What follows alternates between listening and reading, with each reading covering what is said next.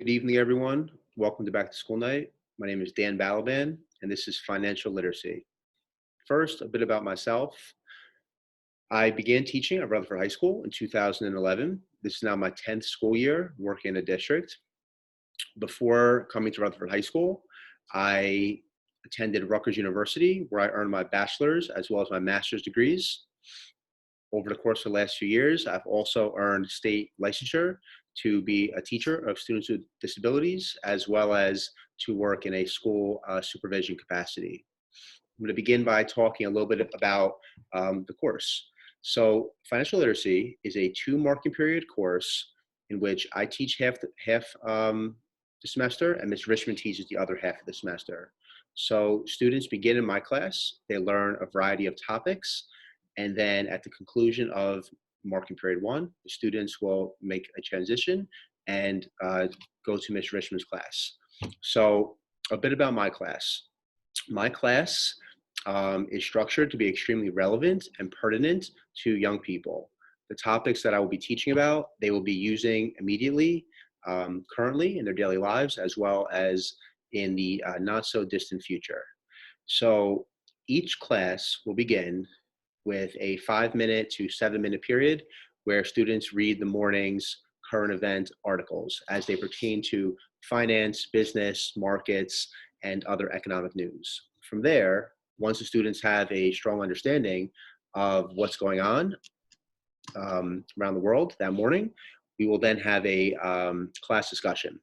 Also, students have already learned about the credibility of sources, specifically as sources pertain to business news. So they will be using only the most credible, trustworthy, fact-centered sources. From there, students will be starting to engage in a variety of topics pertaining to finance each day. So the first topic that we're studying in this class is I'm sorry, is I lost my slide here. Okay, is financial planning for independent living. So students first learn about the difference between fixed costs and variable costs. They learn how to identify things that are needs versus things that are wants. Then we come up with a list of all of the expenses that an adult has to consider on a monthly basis, and then work to determine the factors that play into how much each expense costs. So, for example, we talk about housing, rent versus mortgage. On the rent front, we had a great discussion about how location and size of the apartment and proximity to a major metropolitan area and proximity to public transportation all play a role in deciding how much a person will pay for their monthly rent.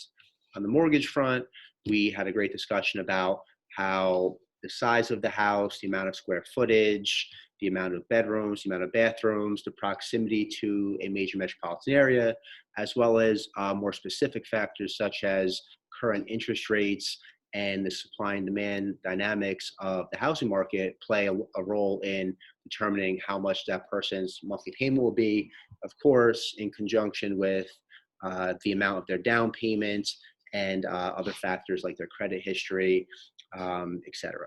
So, that's just a little bit about where we start the school year off. From there, students learn about personal banking. So they identify differences between checking accounts and savings accounts, certificate of deposits, as well as money market accounts. And then we spend a great deal of time learning about IRAs and comparing and contrasting Roth IRAs versus traditional IRAs. So we spend a good amount of time on that as well.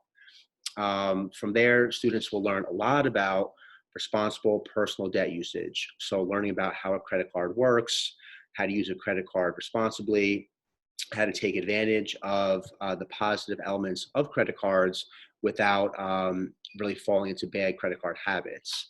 And we spend a great deal of time learning about the 5 factors that make up a person's FICO score, and more specifically and more relevantly, why a FICO score matters and what having a strong credit history will do for young people in the short term and the long term.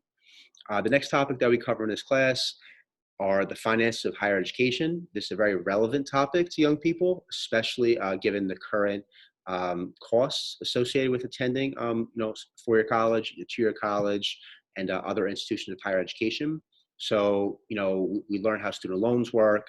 We learn, you know, we learn about how scholarships work, how grants work, how the FAFSA works, and all different methods of effectively financing higher education, always keeping in mind the ROI, the return on investment of higher education. From there, we study the finance of car ownership.